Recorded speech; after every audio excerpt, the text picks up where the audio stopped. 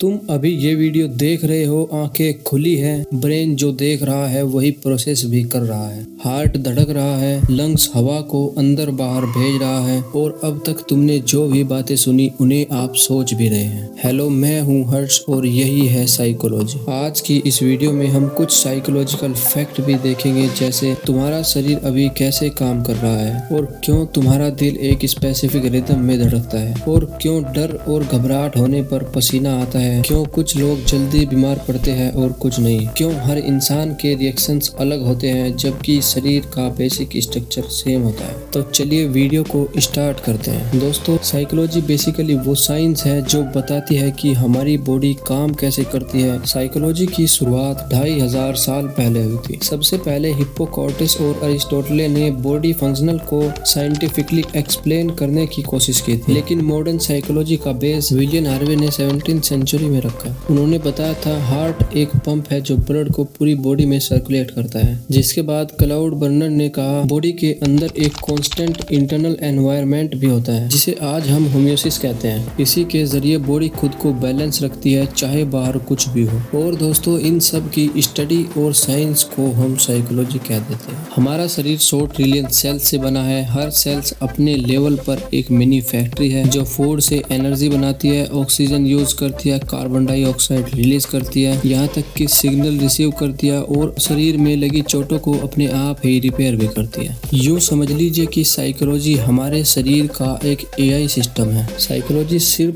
Body ही नहीं बल्कि mind की भी साइंस है। दोस्तों, वीडियो का ये वाला पार्ट बहुत ही इंटरेस्टिंग है, आप चाहकर भी इसे स्किप नहीं कर पाओगे। इस पार्ट में हम देखेंगे हमारी बॉडी आखिर इमोशंस को महसूस कैसे करती है। कॉन्सेप्ट को इजीली समझने के लिए मैंने 2 स्टोरीज बनाई हैं, अगर अच्छी लगे तो लाइक जरूर करना। पहली स्टोरी में एक लड़का होता है आरव और एक लड़की होती है मेहरा। दोनों कॉलेज में मिलते हैं, बातें करते हैं और इमोशनली एक दूसरे से जुड़ जाते हैं। धीरे धीरे उनमें प्यार बढ़ने लगता है। आरव मेहरा को अपनी दुनिया मानने लगता है। वो जब मुस्कुराती थी तो आरव का दिल तेजी से धड़कने लगता था, उसके चेहरे पर ब्लश आता था और आरव अंदर ही अंदर फील गुड वाली वाइब लेने लगता था। अब साइंस की लैंग्वेज में बताऊं तो उस वक्त आरव के ब्रेन में डोपामिन और स्टेरोनिन रिलीज होते थे। ये दोनों हार्मोन्स हैप्पीनेस और प्रेशर की केमिकल फॉर्म होती है। वो एक्चुअली साइकोलॉजी का केमिकल मैजिक होती है। चलिए स्टोरी को कंटिन्यू करते हैं। एक दिन अचानक मेहरा आरव से कहती है मुझे थोड़ा स्पेस चाहिए और धीरे धीरे बात खत्म हो जाती है। आरव का दिल टूट गया। वो सोचता रहा कि उसका दिल टूट गया है, लेकिन सच क्या था पता है? उसका दिल टूटा नहीं था बल्कि उसकी साइकोलॉजी बदल गई थी। जब हार्ट ब्रेक होता है तो ब्रेन में डोपामिन और स्टेरोनिन का लेवल गिर जाता है और उसकी जगह कोर्टिसोल यानी कि स्ट्रेस हार्मोन ले लेता है। ये कोर्टिसोल हार्ट रेट बढ़ा देता है, पेट में दर्द और नर्वसनेस जैसा फील होने लगता है, जिसके बाद आरव को नींद नहीं आती और माइंड में वही बातें घूमने लगती है, क्योंकि ब्रेन अब इमोशनल पेन को फिजिकल पेन की तरह प्रोसेस कर रहा होता है। और आरव को सच में लगने लगता है कि दिल टूट गया, लेकिन वो दुख एक्चुअली ऑटोमेटिक नर्वस सिस्टम का रिएक्शंस थे। कुछ दिन बाद जब आरव अपने दोस्तों से मिला, ओपनली बातें की, हंसा और टाइम स्पेंड किया, तो धीरे धीरे उसका ब्रेन फिर से डोपामिन और ऑक्सीटोसिन रिलीज करने लगा। मूड इम्प्रूव हुआ, एनर्जी वापस आई और वही बॉडी जिसने उसे दुख महसूस कराया था अब फिर से उसे हील करने लगी। मोरल ऑफ द स्टोरी, हम सोचते हैं कि इमोशन दिल में आते हैं, लेकिन असल में वो बॉडी और ब्रेन के हार्मोन्स होते हैं। दोस्तों, हर इमोशंस एक केमिकल स्टोरी है जो तुम्हारी साइकोलॉजी लिखती है। अब अगली स्टोरी सुनो। जब आप खाना खाते हो तो भूख असल में होती क्या है? एक बार एक लड़का होता है रोहन। रोहन सुबह स्कूल गया, दोपहर तक क्लास चली और जैसे ही लंच ब्रेक हुआ उसका पेट गुड़गुड़ करने लगा। उसने कहा यार बहुत भूख लगी है। अब सवाल है, क्या सच में उसके पेट को पता है कि भूख लगी है या फिर कोई और उसे सिग्नल भेज रहा है? चलिए फाइंड आउट करते हैं। असल में जब रोहन सुबह से कुछ नहीं खाता तो उसके पेट में जितना भी फूड स्टोर था वो डाइजेस्ट होकर खत्म होने लगता है। जैसे ही एनर्जी लेवल कम होता है, पेट की वाल्स एक हार्मोन्स रिलीज करती है जिसे ग्रेलिन कहते हैं। ये हार्मोन ब्लड स्ट्रीम के थॉट सीधे रोहन के ब्रेन तक पहुंचाता है और ब्रेन के एक खास पार्ट हाइपोथैलेमस को एक्टिव कर देता है। हाइपोथैलेमस एक कंट्रोल सेंटर है जो डिसाइड करता है कि बॉडी को कब खाना चाहिए, कब पानी पीना चाहिए और कब रेस्ट करना चाहिए। अब जैसे ही ग्रेलिन सिग्नल भेजता है, रोहन के दिमाग में एक मैसेज जाता है, भाई एनर्जी खत्म हो गई है, कुछ खा ले। और इसलिए रोहन को भूख लगने लगती है। पेट नहीं बोलता, दिमाग बोलता है। ये पूरा process psychological plus psychological reaction हो जाता है।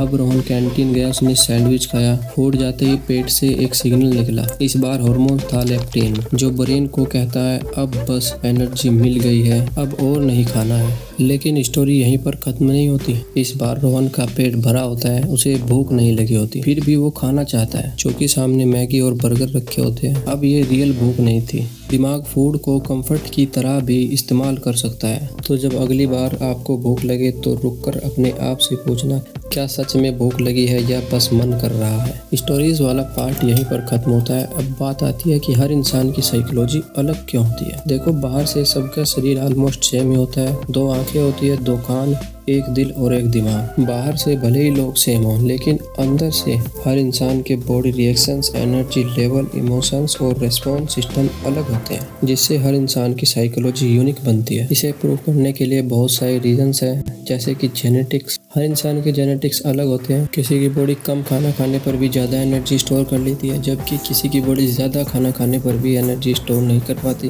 और भी रीजंस है, जैसे एनवायरनमेंट, लाइफ स्टाइल। जो लोग दिल्ली में रहते हैं वे लेह लद्दाख वाले लोगों से ज़्यादा ऑक्सीजन स्टोर नहीं कर सकते। चौथा, एज। हर एज पर हर व्यक्ति की साइकोलॉजी अलग होती है। और भी बहुत सारे रीजंस हैं, मैं सभी को तो नहीं बता सकता क्योंकि वीडियो लंबी हो जाएगी। आप इमेजिन नहीं कर सकते कि कितनी लंबी हो जाएगी। अगर आप लोग वीडियो देखते हुए यहाँ तक पहुँच चुके हैं तो ये जानना भी जरूरी बन गया है कि हमारे शरीर को आखिर एआई सिस्टम यानी कि साइकोलॉजी की आखिर जरूरत क्यों है। Let's find out. कभी सोचा है हमारे शरीर के अंदर हर सेकंड कुछ ना कुछ ऑटोमेटिकली चलता ही रहता है। हम सांस लेते हैं, हंसते हैं, डरते हैं, रोते हैं, लेकिन हमें ये सोचने की जरूरत नहीं पड़ती कि कब सांस लेना है, कब आइज को ब्लिंक करना है, क्यों हमें अपने आप ही नींद आ जाती है, क्यों हम सपने देखते हैं और वगैरह वगैरह। चलिए हर पॉइंट को कवर करते हैं। आखिर हमें नींद क्यों आती है। जब तुम दिन भर एक्टिव रहते हो तो तुम्हारा ब्रेन एनर्जी कंज्यूम करता है और इससे एक केमिकल बनता है एडिनोसिन। जैसे जैसे एडिनोसिन बढ़ता जाता है तुम्हें नींद आने लगती है। और जब रात होती है, लाइट कम होती है, तो पिनियल ग्लैंड एक हार्मोन रिलीज करता है मेलाटोनिन, जो ब्रेन को सिग्नल देता है अब आराम करना है। यानी नींद एक रेस्टोरेशन प्रोसेस बन जाता है, जिससे बॉडी खुद को रिचार्ज करने लगती है। अब कुछ लोगों के मन में सवाल होगा कि जब हम सो जाते हैं तो हमें सपने क्यों आते हैं। दोस्तों, जब हम गहरी नींद में होते हैं तो हम रैम सिस्टम यानी कि रैपिड आइज मूवमेंट स्टेज में पहुंच जाते हैं। इस वक्त हमारा शरीर तो सो जाता है, लेकिन हमारे ब्रेन का एआई सिस्टम एक्टिव रहता है, जो दिन भर में हुई एक्टिविटीज को प्रोसेस करता रहता है और इमोशन शॉट करता है। ड्रीम असल में तुम्हारे ब्रेन का वे है जो फीलिंग्स और एक्सप्रेशंस को फील करता है। फॉर एग्जाम्पल, अगर दिन में तुम किसी बात में या किसी कैलकुलेशन में उलझे रहते हो तो रात में वही सीन ड्रीम में ट्विस्ट होकर दिख सकता है और ब्रेन उसे सोल्व भी कर सकता है। दोस्तों, मैं उम्मीद कर रहा हूँ आप लोग बोर नहीं हो रहे होंगे। काफी लोग ये जानने के लिए उत्सुक होंगे कि जब हम रोते हैं तो आंखों से आंसू क्यों निकलते हैं। दोस्तों, जब हमें कोई दुख पहुंचता है या हम रोते हैं तो हमारे शरीर का लिम्बिक सिस्टम एक्टिव हो जाता है, जो लैक्रिमल ग्लैंड्स को सिग्नल भेजता है, टीयर्स प्रोड्यूस करता है और स्ट्रेस हार्मोन रिलीज होने लगते हैं। टीयर्स एक्चुअली बॉडी का तरीका है जो स्ट्रेस को रिलीज करने में मदद करता है। दोस्तों, हमारी इस वीडियो का लास्ट क्वेश्चन आ चुका है। उम्मीद करता हूँ ये आपको अच्छा लगेगा। काफ़ी लोग सोचते हैं कि फीवर होने पर बॉडी टेम्परेचर अपने आप बढ़ जाता है, पर कभी सोचा है ऐसा क्यों होता है। दोस्तों, जब हमें कोई इन्फेक्शन घेर लेता है तो हमारा इम्यून सिस्टम बैक्टीरिया या वायरस से लड़ने के लिए पाइरोजिन्स नाम का एक केमिकल रिलीज करता है। ये पाइरोजिन हाइपोथैलेमस को सिग्नल भेजता है कि टेम्परेचर को बढ़ा दो। ये इसलिए भी जरूरी होता है कि कई जर्म्स हाई टेम्परेचर पर सर्वाइव नहीं कर सकते। यानी कि फीवर बॉडी की डिफेंस स्ट्रेटेजी होती है, ना कि कमजोरी। फीवर असल में आपको समझा रहा होता है कि आप रिलैक्स करो, मैं लड़ाई लड़ रहा हूँ और बस मेरा साथ दो। दोस्तों, हमारा शरीर एक सुपर इंटेलिजेंट मशीन है। हर फीलिंग्स, इमोशन, हंगर, टियर और फियर सबके पीछे एक स्पेसिफिक रीजन होता है। साइकोलॉजी हमें सिखाती है कि हम नेचर की सबसे एडवांस क्रिएशन है। दोस्तों, मैं उम्मीद करूंगा मेरी आज की ये छोटी सी वीडियो आपको अच्छी लगी होगी। वीडियो का अगर कोई पार्ट इंटरेस्टिंग हो या छूट गया हो तो कमेंट में जरूर लिखें और वीडियो पर अपना एक प्यारा सा लाइक जरूर दें।